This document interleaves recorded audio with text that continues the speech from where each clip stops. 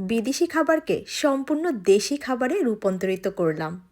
খেতে কিন্তু ভীষণ ভালো লেগেছে, তাই আপনাদের সাথে চলে এলাম রেসিপিটি শেয়ার করতে। আসসালামু আলাইকুম, সবাইকে নতুন একটা ভিডিওতে স্বাগতম। প্রথমে আমি পেঁয়াজ, রসুন, এলাচি, দারুচিনি দিয়ে কিছুক্ষণ ভেজে নিয়েছি। এরপরে দিয়ে দিয়েছি কেটে ধুয়ে রাখা ছোট ছোট মাংসের পিস, আর দিয়ে দিয়েছি টমেটো। এখন খুব সুন্দরভাবে কিছু সময় ভেজে নিচ্ছি। এই খাবারটা গরুর মাংস দিয়ে কিন্তু কখনো আমি তৈরি করিনি, আজকেই প্রথম। এখন দিয়ে দিয়েছি আদার পেস্ট, এরপরে দিয়ে দিচ্ছি হলুদ, মরিচ, ধনিয়া এবং জিরার গুঁড়া। খুব সুন্দরভাবে মাংসটাকে এখন কষিয়ে নিব। আজকে আমি তৈরি করব বিফ সাব স্যান্ডউইচ। খেতে কিন্তু বেশ ভালো লেগেছে। আমাদের বাসাসুদ্ধ মানুষের জ্বর এবং ঠান্ডা, তার ভিতরে এই খাবারটা তৈরি করেছিলাম। আমরা খুবই মজা করে খেয়েছি।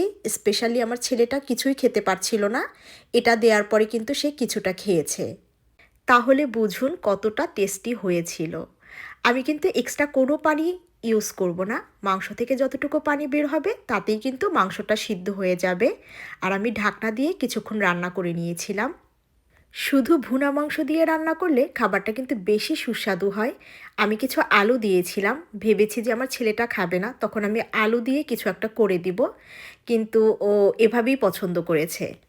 চাইলে আপনারা আলুটাকে স্কিপ করতে পারেন, তবে এভাবে কিন্তু অনেক ভালো লেগেছে আমাদের কাছে।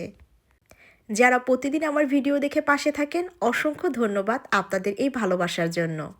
এরকম সুন্দর সুন্দর সহজ রেসিপি পেতে অবশ্যই আমার আইডিটা ফলো করে রাখবেন। মাংসটা কিন্তু হয়ে গেছে। এবারে আমি সাবরোলটা কেটে নিচ্ছি, একটা বড় সাইজের সাবরোল। এটা দিয়ে কিন্তু আমাদের হয়ে গেছে সবার। তো আমি কেটে নিচ্ছি মাঝখান থেকে। প্রথমে আমার হাজব্যান্ড এবং বাচ্চা এই টাইপের খাবারগুলো কিন্তু বেশ পছন্দ করে, তো ওদের জন্য মাঝে মাঝে আয়োজন করি। ভিডিওটির কোনো পার্ট যদি ভালো লেগে থাকে অবশ্যই শেয়ার করে দিবেন। আমি সাবরোলটা কেটে ভিতর থেকে কিছু পরিমাণে তুলে নিয়েছি। এবারে দিয়ে দিচ্ছি চিজ দেওয়ার পরে আমি এটাকে একটু গরম করে নিব, কারণ এটা একটু হার্ড। তো গরম করার পরে এটা সফট হয়ে যাবে। আমি 2 ভাগ করে এয়ার ফ্রাইয়ে গরম করে নিচ্ছি। এটাকে কিন্তু বেশি টোস্ট করা যাবে না, তাহলে কিন্তু খেতে একদমই ভালো লাগবে না।